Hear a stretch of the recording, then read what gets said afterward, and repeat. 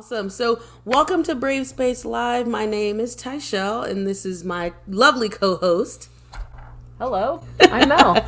So, we want to tell you how we got here, right? So, we wanted to do Brave Space Live because of how we met last year. We met last year during the social unrest in the killing of George Floyd, Breonna Taylor, and all of the other names that we have not heard, right?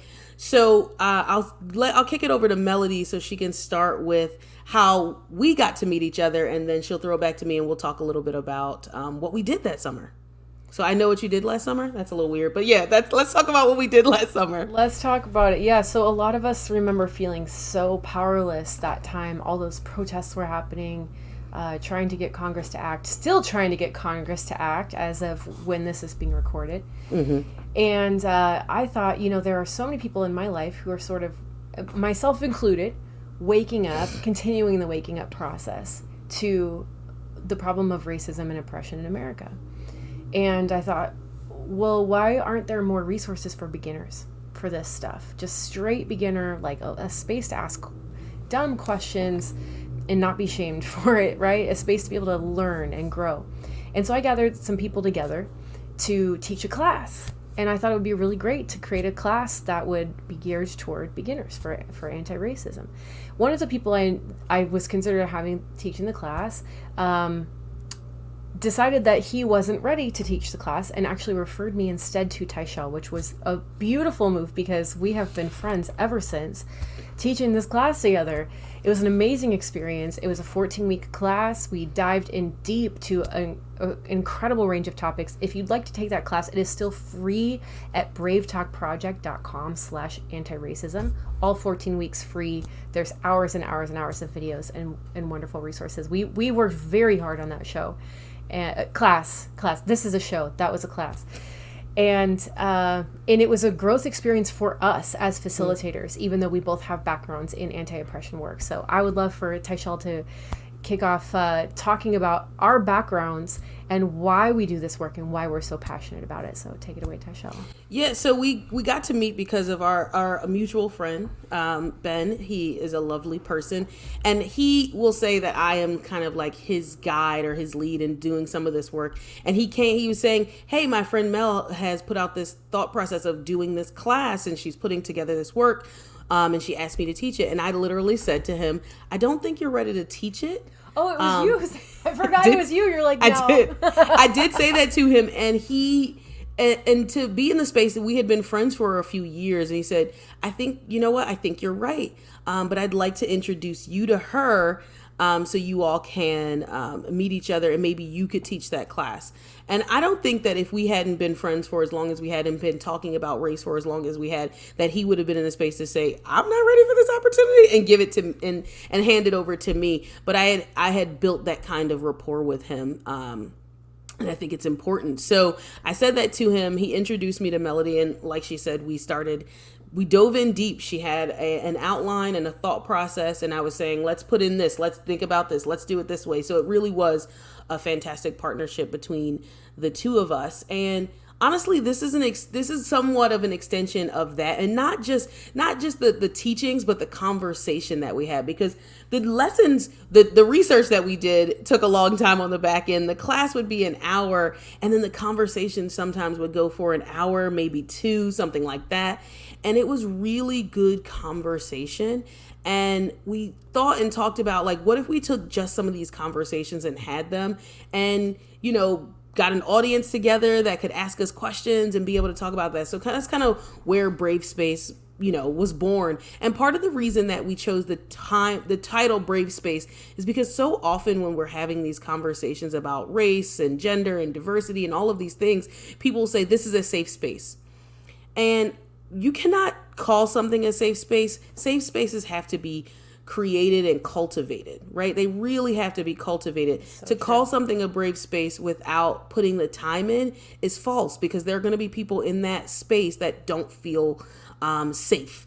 So what we do, and honestly, when we're both facilitating, and I always say, let's start with a brave space, right? How can we lean into our discomfort? How can we have uncomfortable conversations, even through the process of us doing anti-racism for beginners. There were times where I was uncomfortable and times where Mel was uncomfortable, but we wanted to lean into it, and we really built a rapport with the audience that we had live that was with us, and letting them lean and sit in their discomfort and come back and talk about this discomfort. So that's really what we wanted to do, because to have these conversations in front of an audience with you all will be something we need to do as a brave space. Let's create a brave space, because you're going to be uncomfortable, and that's okay. So that's kind of where we are. And I'll talk a little bit about my background. So I'm originally from Philadelphia. I'm living outside of Philadelphia right now. But I'm originally from Philadelphia. I'm a Philadelphia girl. My background is in counseling. So I got a degree in clinical counseling. I was like, I'm going to be a marriage counselor and a family therapist. And that didn't happen. But thankfully, I love the degree because it really helps me with psychological safety, which is why I think brave spaces are needed. But I got a degree in clinical counseling, and I started to work in higher education, and I was building spaces for students to be able to have conversations outside of the classroom. And I once the pandemic hit and I started doing workshops, that I had already started doing workshops before, but I kind of leaned into that work a little bit more because people were coming to me asking me for it. So I built a consulting company, Graham Diversity Consulting, and I do small projects with religious groups. I've worked in India, I've worked in the UK, I've worked with Jewish groups, I've worked with colleges across the country doing this work. And right now I work as a DEI professional. And I'll tell you what DEI is, because you will hear that title, but you'll also hear many other ones. So DEI is diversity, equity, and inclusion. You may hear one of the new ones I like also, and I'm sure for anybody who likes, I think, I'm not sure what show, but you'll hear Jedi. Oh, if you like Star Wars, you'll hear Jedi, which is justice, equity, diversity, and inclusion. You'll hear ideas. That's the one you'll see if you see an email from me. It says ideas, inclusion, equity, diversity, and accessibility. Because often we leave out accessibility as a part of it, but you'll hear many different acronyms, ED&I, all kinds of things. But DEI work is the work that I'm currently doing, and I'll toss it over to Mel so she can introduce herself. Yeah, so I'm Mel. I have a background in theology and social ethics. Social ethics is, most of us are familiar with regular ethics, the larger branch of ethics, which is how do I be a good person in the world? Social ethics is really concerned with right relationship. And what's more important to forging right relationships in the world than making sure we have equity and justice, and that we've banished oppression and we've learned to relate to each other in healthy ways. So interestingly, in 2020, my book came out, and I had been working on it for about 2 years. So it was tough to launch a book during the pandemic, I have to be honest with you, but the book was very timely for a lot of folks. It's called Brave Talk, Building Resilient Relationships in the Face of Conflict. And I wrote it after a decade-long struggle with people in my life over differences of opinion and belief about politics and religion. A lot of us go through that, and I believe, as someone who does this work professionally, who coaches people and consults about conflict transformation and restorative justice, I believe a lot of our problems stem because we lack brave spaces. We don't have the skills and the tools and the space to have difficult conversations. We lack skills in this arena. So part of the show for me, and how exciting this show is that we get to practice that, we get to model that, we get to learn and grow ourselves before your very eyes in this beautiful thing that we've created that modern technology is allowing us to do. So hopefully we don't get ourselves in too much trouble. But good I'm trouble. Really excited. Only good trouble. Good trouble. Yeah. And I'm really excited. So yeah, currently I work as an author and a consultant and a coach as well. I haven't done as much international work as Tyshell, so I'm not quite that fancy yet. But but she did a TED Talk. Come on. I did. Yeah. I think it has like a couple hundred views, and I watched it a couple times and have used it in my workshops with people. So there we go. Then it's done its job. But, so we want to talk for a sec about what we're passionate about. I'm passionate about anti-oppression, and Tyshell is in particular. I've learned so much from working with Tyshell. We have learned together. And this idea of communal healing, building a better world is so important, because a lot of us are realizing we cannot sustain the way we've been operating. it's not sustainable. It's literally killing us. And we've got to partner together to change that. And it's going to take so much work. And then we're not the only ones doing that work, which is great. There's a whole community of people around the world doing that work, a whole legacy, lineage of people doing that work. But we're just hoping to move the needle a little bit for the people that we can reach. Yeah, and I will say, for me, one of the things that made me excited about doing this is because I learn through so many different mediums.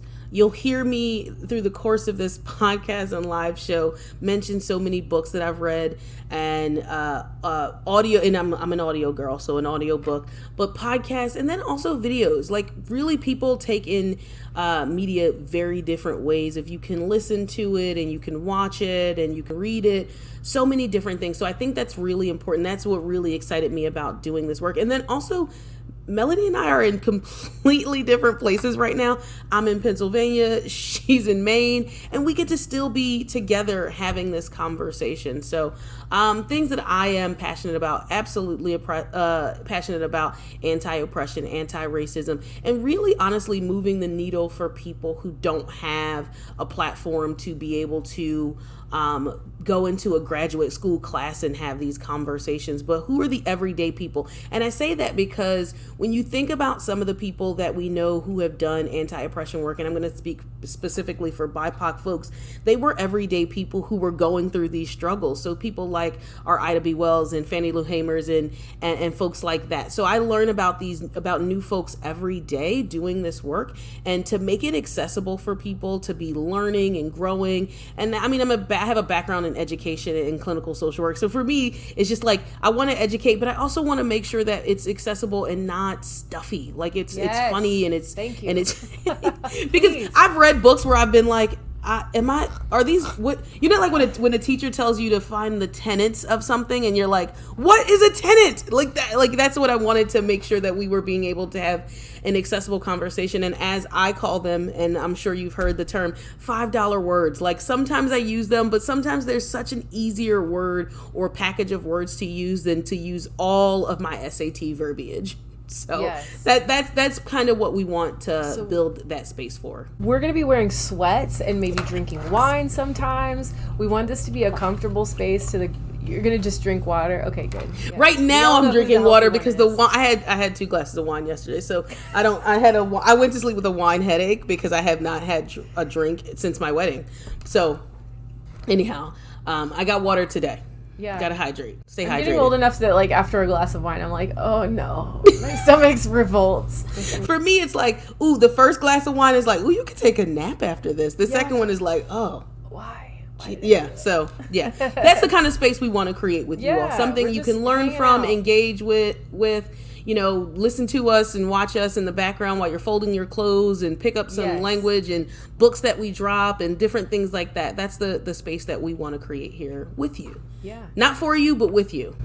With you. Yes. So please comment, be involved in this, grab a glass of wine or water yourself. And I think probably the final thing to say here about what Brave Space means to us is it's really the courage to listen. And it's also the courage to speak hard truth, right? The courage to sit in discomfort, the courage not to run away, the courage to face it, the courage to be patient with each other, the courage to be patient with ourselves. So just bravery all around. Absolutely. And I'm going to invite Tyshell, if there's ever a case that she needs to call me in for something I'm saying or doing or spouting that is problematic, I want to invite her to say something to me, and I'm going to commit to not being offended because I'm going to be brave enough. You got an alarm going on? Yes. What's that? So I have alarms that tell me to take my vitamins because I'm old. It's true. It says take your vitamins, and I do actually need to take my turmeric because turmeric works on inflammation. So okay, great. Well, we can probably sign off and then let you go take your but I will say too, and on the topic of calling you in, I want to be able to do that, and we've had that. Mel and I have had these conversations. We've had conversations before, and I say calling you in because we want to also be able to model that for when you need to call folks in your life.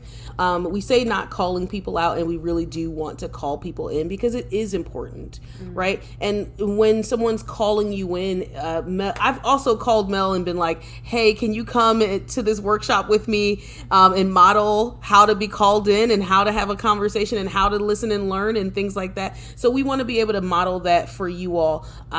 We both sit in privilege. We both have privileges that we both have in our lives. And there will be times that I need to be called in on something that may be anti-LGBTQ because I am a heterosexual cisgendered person, right? And I want to be able to be open to that privilege of having these conversations. It's very obvious that I am black and Mel is white. Well, I guess pretty obvious anyway. What? But, I don't know. But we'll be having these conversations.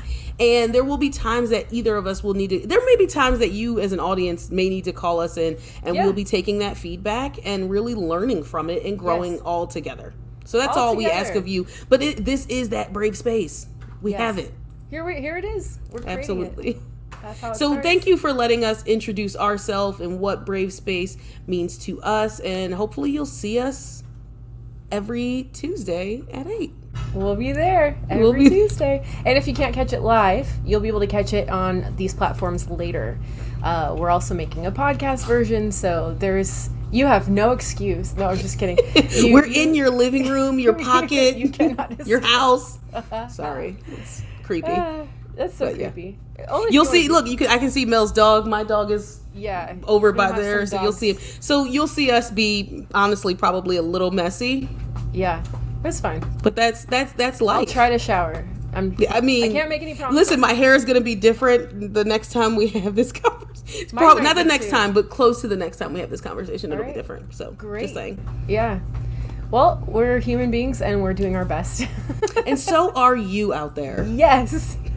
Awesome. All right. Well, we'll catch you next time. All right. See you soon. Peace. Bye.